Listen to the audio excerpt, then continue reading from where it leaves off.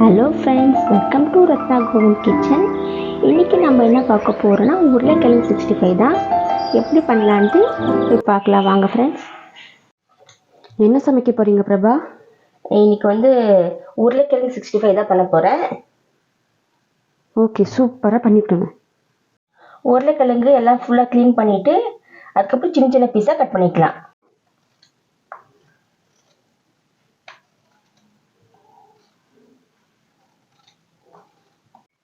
பாருங்க, இப்போ இது பீஸ் பண்ணிக்கலாம். உங்களுக்கு எந்த சைஸில் வேணுமோ அதுக்கு தகுந்த மாதிரி கட் பண்ணிக்கோங்க. நான் ஒரு மீடியம் சைஸில் தான் கட் பண்ண போகிறேன்.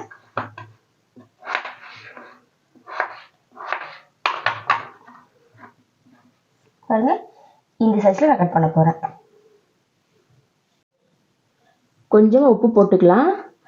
அதுக்கப்புறம் ஒரு 5லேருந்து 6 நிமிஷம் வேகட்டும். அதுக்கப்புறம் நம்ம மசாலாலாம் ஆட் பண்ணிக்கலாம்.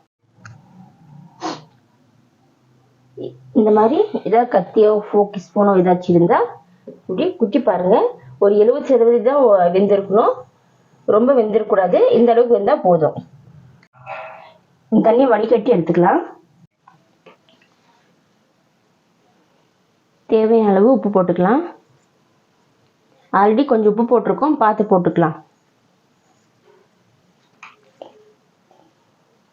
மிளகாய் தூள் 1/4 ஸ்பூன்,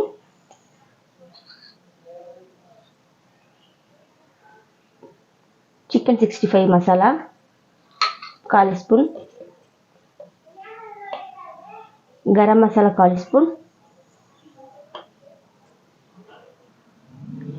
இஞ்சி பூண்டு பேஸ்ட் ஒரு 1/4 ஸ்பூன். இதெல்லாம் போட்டு நல்லா பிசைஞ்சிக்கலாம்.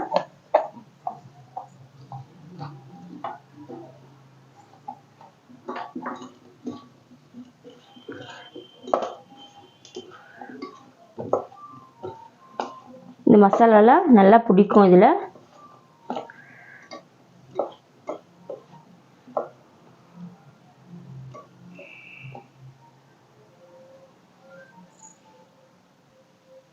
கார்ன்ஃப்ளவர் பவுடர் இது 2 ஸ்பூன் போட்டுக்கலாம்.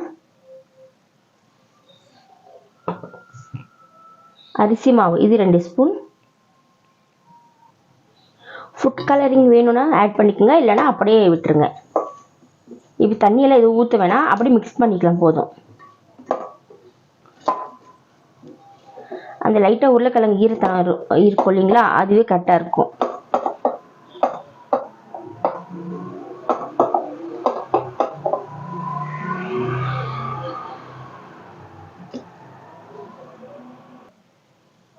தண்ணி லைட்டாக பாருங்கள் தெளிச்சிக்கலாம். பத்தலைனா மட்டும் தெளிச்சிக்கோங்க, இல்லைன்னா கரெக்டாக இருக்குன்னா வேண்டாம். நான் சும்மா லைட்டாக தான் தெளிச்சிருக்கேன்.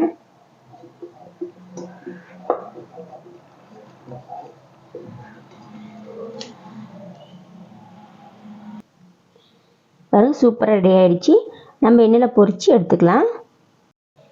எண்ணெய் நல்லா காஞ்சிருக்கு, நம்ம ஒன்றுனா போட்டு பொரிச்சு எடுக்கலாம்.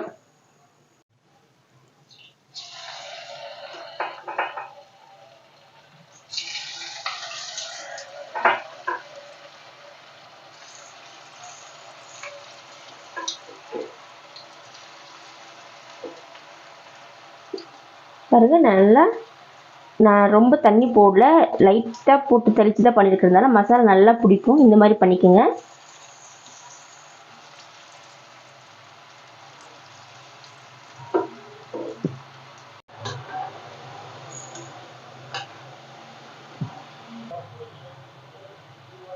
பாருங்க, சூப்பராக ரெடி ஆயிடுச்சு. அடுத்த பேட்ச் போட்டுக்கலாம்.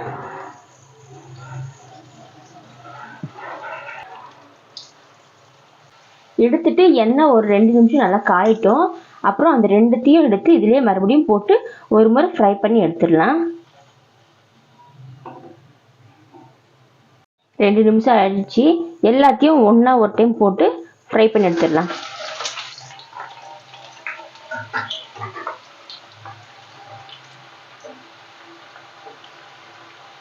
ஒரு 2 நிமிஷம் நல்லா ஃப்ரை பண்ணிக்கலாம். அப்போ நல்லா கிறிஸ்பியாக சூப்பராக வரும்.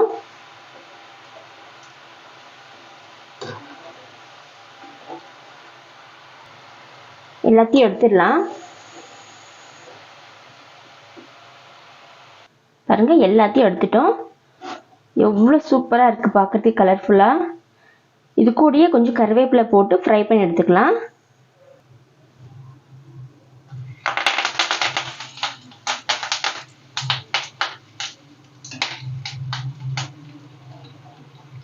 டேஸ்ட்டுக்கும் நல்லாயிருக்கும், நல்லா மொறுமொறுப்புன்னு இருக்குது. கருவேப்பிலை போட்டால் நல்லாயிருக்கும். பாருங்கள் சூப்பராக ரெடி ஆகிடுச்சு. இதே மாதிரி மெத்தடில் நீங்களும் ட்ரை பண்ணி பாருங்கள், உங்களுக்கும் ரொம்ப பர்ஃபெக்டாக வரும். எவ்வளோ கிறிஸ்பியாக இருக்குது.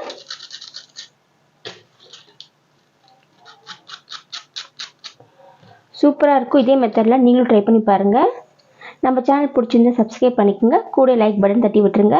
எப்படி இருந்துச்சுன்னு கமெண்ட் பாக்ஸில் கமெண்ட் பண்ணுங்கள். தேங்க்ஸ் டு வாட்சிங்.